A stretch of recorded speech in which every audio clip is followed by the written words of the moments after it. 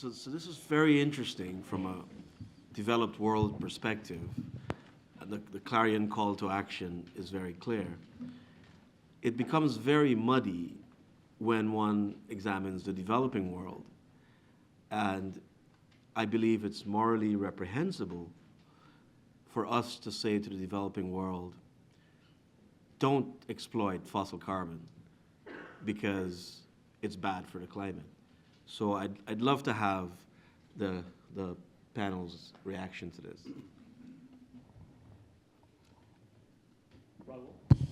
Yes, thank you.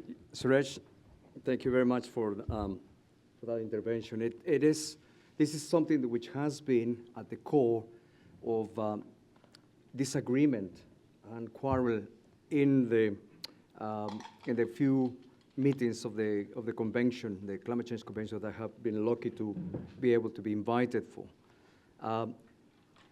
Why the issue of including China, for instance, India, fast developing nations into full carbon accounting of emissions is one of the things that has prevented countries like Australia, the US, Canada, to withdraw from Kyoto or to not to sign Kyoto and commit to emissions targets.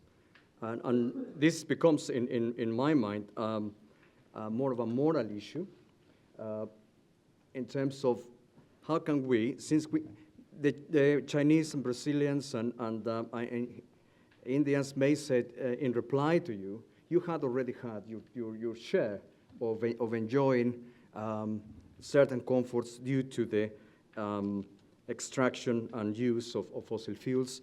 Why do you want us to prevent? Do you want to prevent us from having our own share?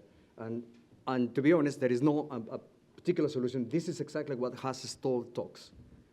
And while Copenhagen was a crazy failure, and South Africa, Durban, was a failure in disguise.